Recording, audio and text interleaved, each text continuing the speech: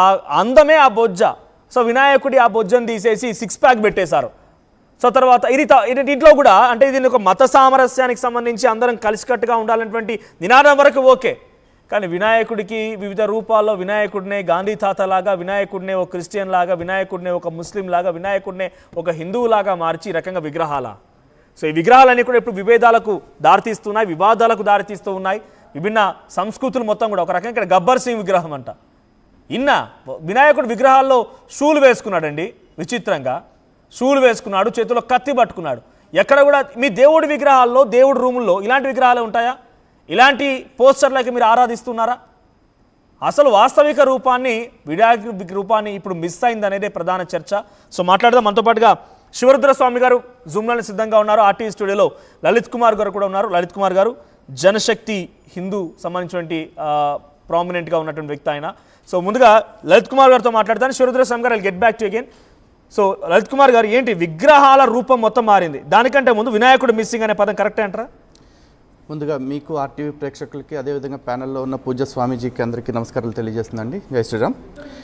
సరే, ఇక్కడ వినాయకుడి రూపాన్ని ఎందుకు ఇలా చేస్తున్నారు అనేది ప్రైమరీ క్వశ్చన్ అండి. మిగతా ఏ దేవుడి రూపాల్లోనూ ఇంత అగ్రెసివ్గా ఇంత ఫ్రీడమ్ లేకపోయినా వినాయకుడి విగ్రహాల విషయంలోకి వచ్చేపాటికి చాలా అంటే వీళ్ళు కంటామినేట్ చేస్తున్నారన్న, కరప్ట్ చేస్తున్నారన్న, లేకపోతే శివుడు మార్చడా?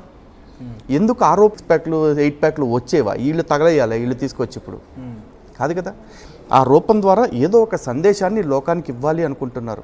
అంటే దేన్నైనా తీక్షణంగా చూసి పరిశీలించాలి. ఎవరైనా ఏదైనా చెప్తున్నప్పుడు దాన్ని ఓపికగా వినాలి. లేదు, మనం చేసే పని మధ్యలో ఏదైనా ఆగే పరిస్థితి ఉంటే అవసరమైతే మనం కొంత కోల్పోయినా పర్లేదు, ఆ పని మాత్రం దిగ్విజయంగా పూర్తి చేయాలని ఒక డెడికేషన్ని, ఇట్లాంటివన్నీ వినాయకుడు రూపమిస్తుంది. వీళ్ళు చేస్తున్న ఈ ఏంటి పుష్పారూపం కావచ్చు, లేకపోతే RRR కావచ్చు, రంగస్థలం కావచ్చు, ఇంకో డాష్ రూపాలు కావచ్చు, వీటి వల్ల ఏం సందేశం వస్తుంది?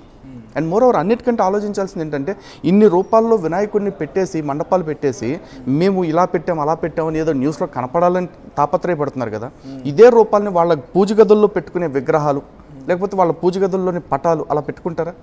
ఈ అల్లు అర్జున్ ఫోటోని కానీ, లేకపోతే ఈ సినిమా యాక్టర్లు ఎవరైతే సోకాల్ పవన్ కళ్యాణ్, బాలకృష్ణ, ఇంకెవరి రూపాలు అయితే చేస్తున్నారో వాళ్ళ రూపాలు వాళ్ళ పూజ గదుల్లో పెట్టుకుంటారా? అంతేందుకు ఇప్పుడు రేవంత్ రెడ్డిది మీరు చూపించారు. ఎందుకంటే రేవంత్ రెడ్డి ఆయన as a politician is an inspiration.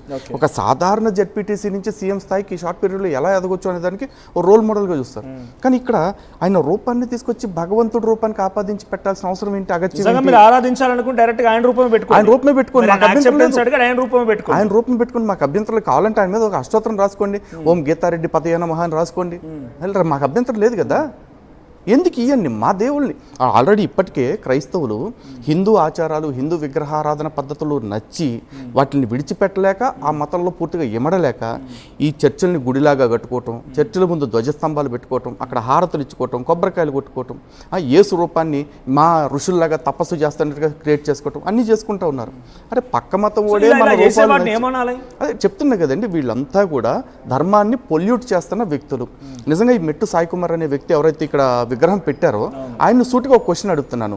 Sai Kumar గారు, మీ ఇంట్లో గనక మీ దేవుడి గదిలోకి మిగతా దేవుళ్ళ ఫోటోలు అన్నీ తీసేసి రేవంత్ రెడ్డి గారు పాదయాత్ర చేస్తున్నది ఒకటి, రేవంత్ రెడ్డి గారు భోజనం చేస్తున్నది ఒకటి, రేవంత్ రెడ్డి గారు కూర్చున్నది ఒకటి, ఈ ఫోటోలు పెట్టుకోండి. వినాయకుడికి ఏవైతే 32 రూపాయలు, 16 రూపాయలు, 64 రూపాయలు అని చెప్తారో అలా రూపాయలు పెట్టుకుంటారు. అలాగే మీరు కావాలంటే 100 రూపాయలు రేవంత్ రెడ్డి గారు చేస్తున్న పనులన్నింటినీ కలిపి ఆయన అవసరమైతే బాత్రూంలో ఉన్నాయి కూడా మీరు పెట్టుకోండి, మాకు అభ్యంతరం లేదు. అలాగే నిజంగా భక్తి ఎక్కువైపోయింది అనుకోండి, రేవంత్ రెడ్డి గారిని తీసుకొచ్చి కూర్చోబెట్టుకోండి, 9 రోజులు పూజ చేసుకోండి, ఆ తర్వాత మీరు నిమజ్జనం చేసుకుంటారో చేసుకోరో మీ ఇష్టం. సీఎం గారిని అనట్లేదండి, సీఎం గారిని అనట్లా. సీఎం గారి మీద అంత భక్తి ఉంటే ఈయనకి చెప్తున్నాను, ఇలాంటి వాళ్ళకి చెప్తున్నాను, దయచేసి మన ధర్మాన్ని, ఎందుకంటే ఆయన కూడా హిందువే, దయచేసి మన ధర్మాన్ని కించపరిచే పని మాత్రం మళ్ళీ చేయకండి. ఇక్కడ చాలామంది క్వశ్చన్ సమాధానం అయిపోయిందండి మా బతుకులకి, హిందువులకి. ఇప్పుడు ఏమంటే రేవంత్ రెడ్డి గారి ఫోటో ఇలా పెడతాం కరెక్టేనా అని అడిగాను. నెక్స్ట్ క్వశ్చన్ ఏంటంటే, మరి మీరు మోడీ ఫోటో అలా పెట్టుకోవచ్చా అంటారు. ఎవరు మోడీ? రేవంత్ రెడ్డి ఎవరు? చంద్రబాబు ఎవరు? లేకపోతే ఇంకో డాష్ గాళ్ళు ఎవరు? మాకు ఎవరైనా ఒకటే.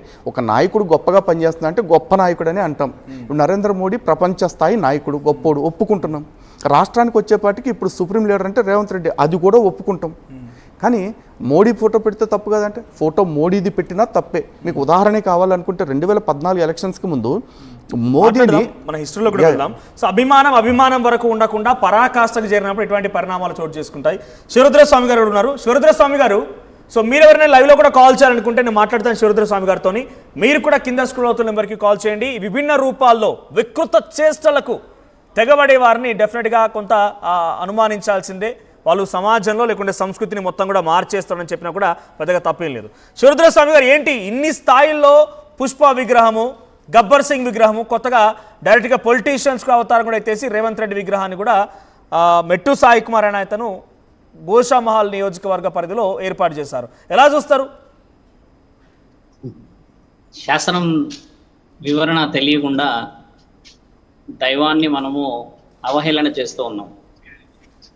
బెత్రులో ఇంతకు ముందుకు చెప్పినట్టుగానే మన దైవం చాలా గొప్పది అనడానికి నిదర్శనాలు చాలా ఉన్నాయి. ఇప్పుడు మీరు అన్నట్టుగానే పలు విధాలుగా సినిమాకు సంబంధించిందే కానీ, రాజకీయ నాయకులకు సంబంధించిందే కానీ, అభిమానం వేరు, భక్తి వేరు. ఇప్పుడు మన భక్తిని ఈ విధంగా చూయించుకోవడం వల్ల నిజమైన భక్తి, ఇప్పుడు ఆ గణానాథుడు మన భూమండలానికి వచ్చి కావాల్సిన ధర్మక్రమాలు, కావాల్సిన సౌభాగ్యమైన నిర్ణయాలు ఇచ్చే రోజు, అలాంటిది వదిలేసేసి మీరు అన్నట్టుగానే